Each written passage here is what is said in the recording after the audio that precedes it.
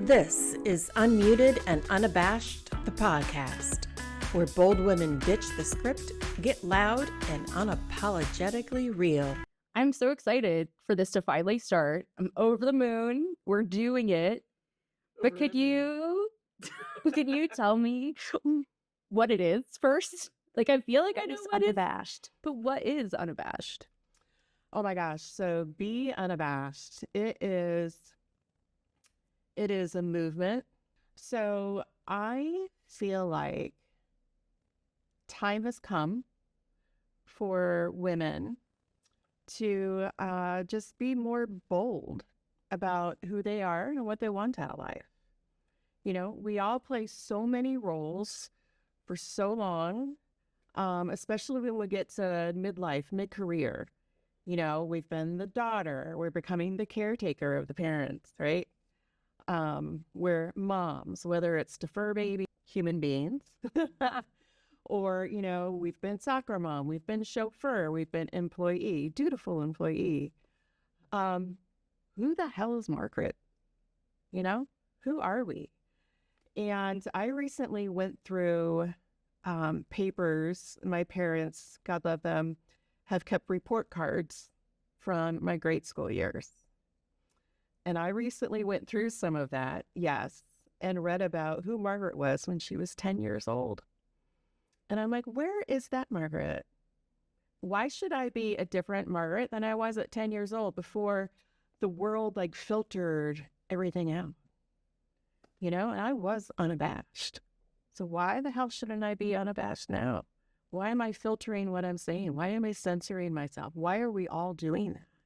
It's because we've become what we needed to be for everybody else. So I think it's time for us to be who we need to be for ourselves. And therefore, we need to be more unabashed.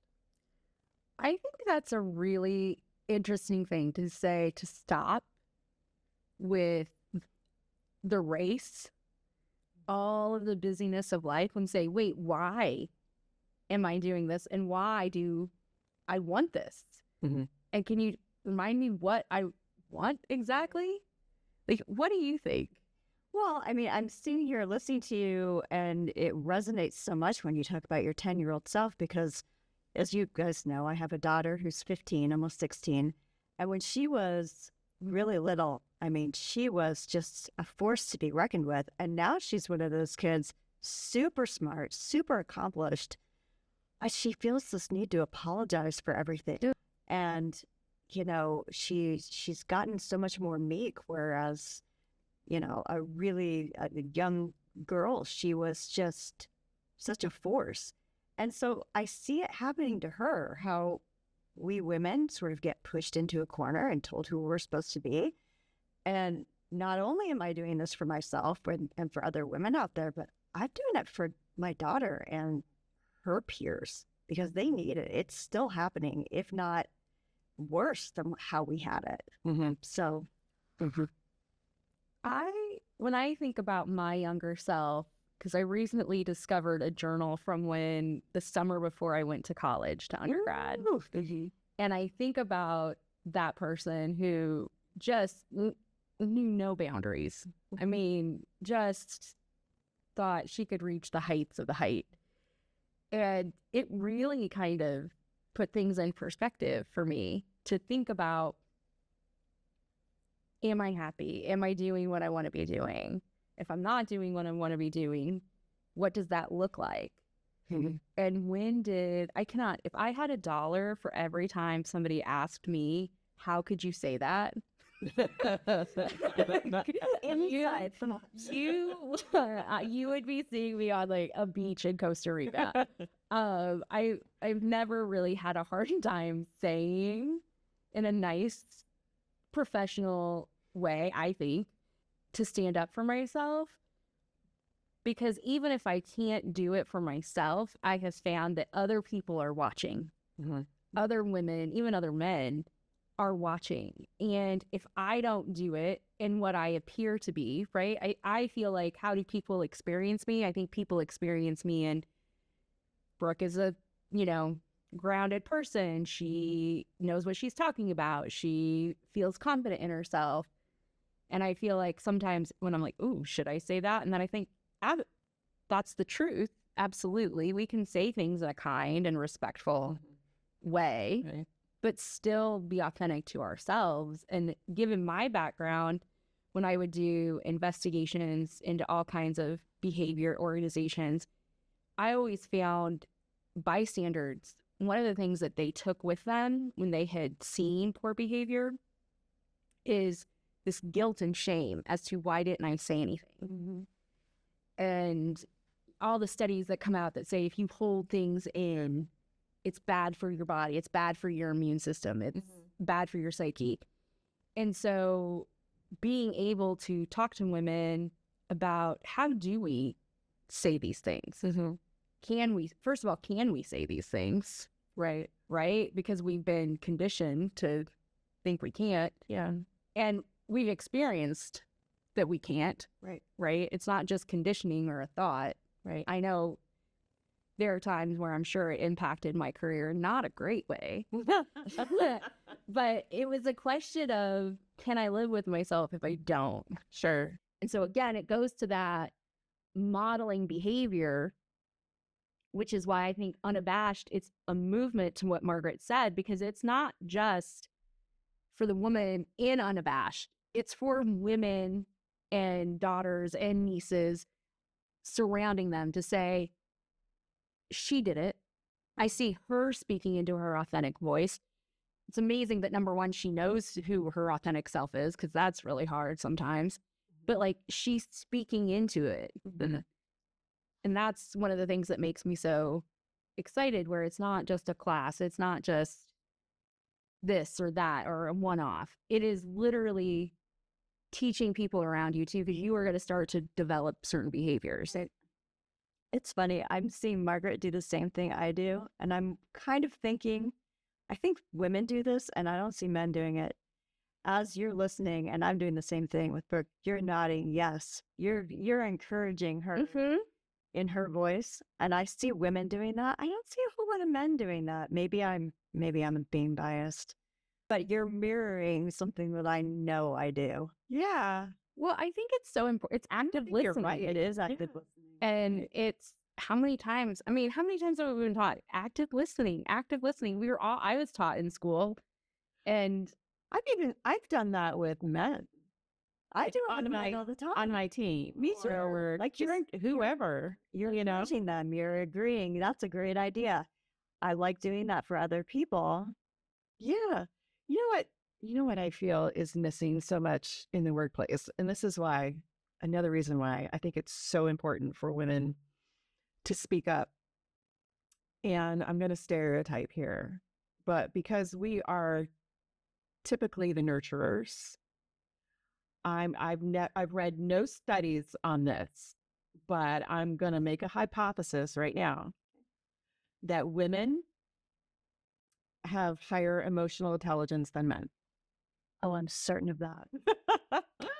I think that's how we're raised. That's how we're. And there are lots of studies on that. I read studies. Yes, there are a lot of studies. That is why I think it's so important for us to use our voice, because in the end, what everybody wants is what? To feel valued, to feel like they belong, to feel like they connect. And to do that, you have to converse. You have to use your voice. You have to feel like you're in a safe space to do that. You can tell when somebody, it's a lot for them to be speaking up, and to just lean in and to nod means so much to them. How many of us have been on a Zoom call, a My Teams call, and we're just getting dead-faced?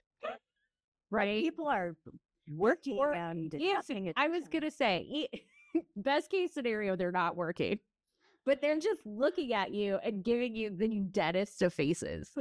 And it's horrible, because what happens is when you start to feel uncomfortable, or you start to feel like you're losing the room. I was speaking with a very high-powered woman the other day and asked me, well, what do you do when you start to lose the room? Like, you're speaking to a group of people. And I said, well, actually, I slow down, because your body will say, just get off this stage.